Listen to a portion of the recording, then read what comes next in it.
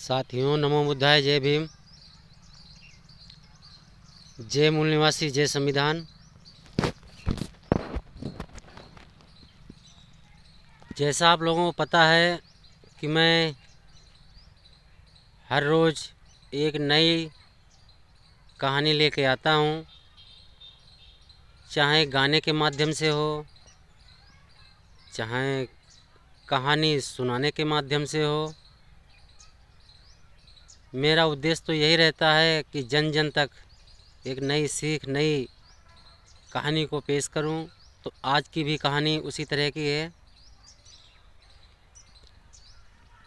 गौतम बुद्ध के विचारों की कहानी है। तो आओ इस कहानी की ओर चलते हैं। बहुत समय की बात है,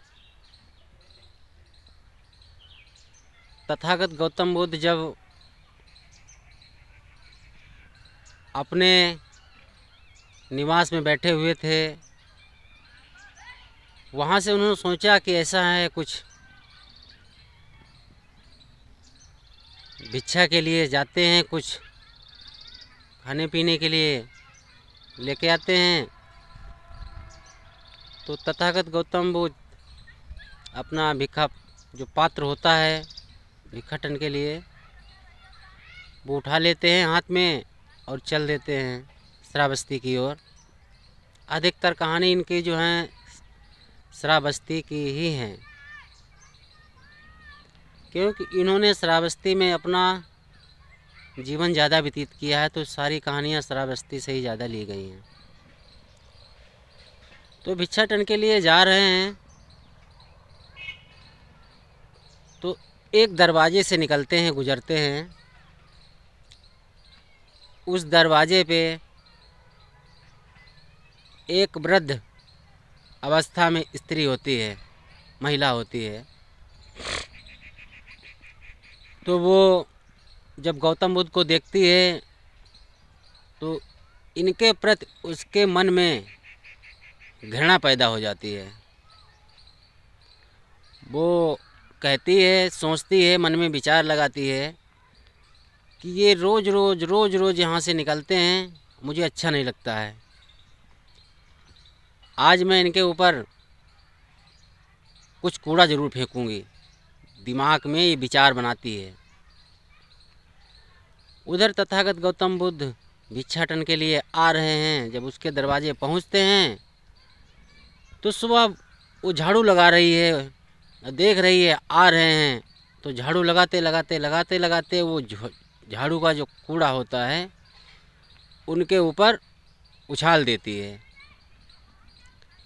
तथागत गौतम बुद्ध मुस्कुराए और कुछ न बोले, वो चले गए, अपने भिक्षाटन के लिए चले गए। भिक्षाटन करके फिर आ गए। ऐसे ही जब वो वहाँ से गुजरते थे तो वो जो वृद्ध महिला थी, स्त्री थी, वो निरंतर यही काम करती थी। वो तथागत गौतम बुद्ध कुछ नहीं कहते थे, मुस्कुरा देते थे। वो सोचती थी कि मैं इनका इतना अनादर करती हूँ, इतना तिरस्कार करती हूँ, फिर भी कैसे हैं ये, कुछ भी नहीं बोलते हैं, मुस्कुरा के चले जाते हैं। एक दिन का जिक्र था, तथागत गौतम बुद्ध भिक्षाटन के लिए जा रहे थे। जब वहाँ उस दरवाजे के गेट के सामने पहुँचे तो देखा कि वो जो स्त्री वृद्ध थी, महिला, वो वहाँ पर नहीं है। तो विचार लगाते हैं कि मैं जब निकलता था तब एक स्त्री यहाँ पे रहती थी, वो मेरा तिरस्कार करती थी, आज वो है नहीं। तो तथागत गौतम बुद्ध वहीं पे खड़े हो जाते हैं। तो पड़ोस के लोग होते हैं, वो देखते हैं तो बाहर आ जाते हैं, कहते हैं महाराज कैसे हैं मुनिवर आप। तो कहते हैं तथागत गौतम बुद्ध कि मैं जब यहाँ से पहले निकलता था तो यहाँ पे एक स्त्री रहती थी। वो हमारे ऊपर कूड़ा डालती थी। आज वो नज़र नहीं आ रही है। तो पड़ोस के लोग बताते हैं कि मुनि जी आज वो बीमार है। जब बीमार होने का नाम सुनते हैं तो विचार लगाने लगते हैं कि क्यों ना देखा जाए क्या पीड़ा हो गई है।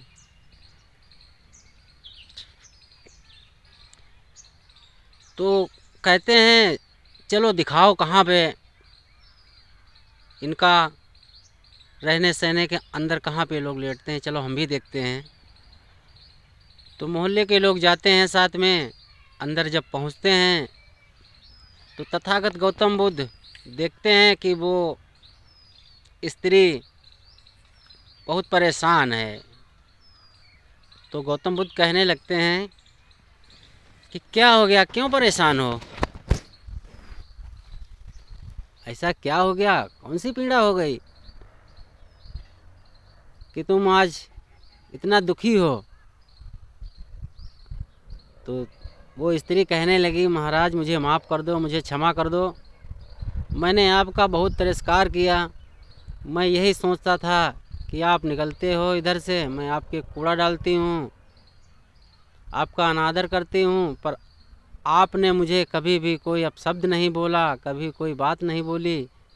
मेरे मन में बस यही चिंता बढ़ गई है कि मैं आपको दुखी करूं तो करूं कैसे।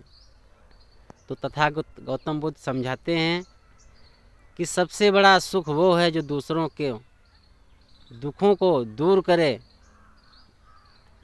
सबसे बड़ा सुख वो है अगर दूसरे के सुख को देखकर जल रहे हो तो सबसे बड़ा दुख वो है। यह बात जब तथागत गौतम बुद्ध ने बोली तो वो जो महिला थी वृद्धा बुढ़िया, वो हाथ जोड़ के खड़ी हो जाती है। कहती है मुनिवर मुझे क्षमा कर दो, माफ़ कर दो, मैंने ये नहीं सोचा था कि आप इतने महान दयालु हैं। उसके मन की शंका थी दूर हो गई, उसे ज्ञान की शक्ति मिल गई। फिर वो बुढ़िया सही हो गई। इस कहानी से आपको क्या सीख मिली ज़रूर बताएं। और अगर चैनल पे पहली बार आए हैं तो चैनल को लाइक करें, सब्सक्राइब करें, वीडियो अच्छा लगे तो शेयर भी करें। अगली कहानी में फिर मिलेंगे, तब तक के लिए जय हिंद।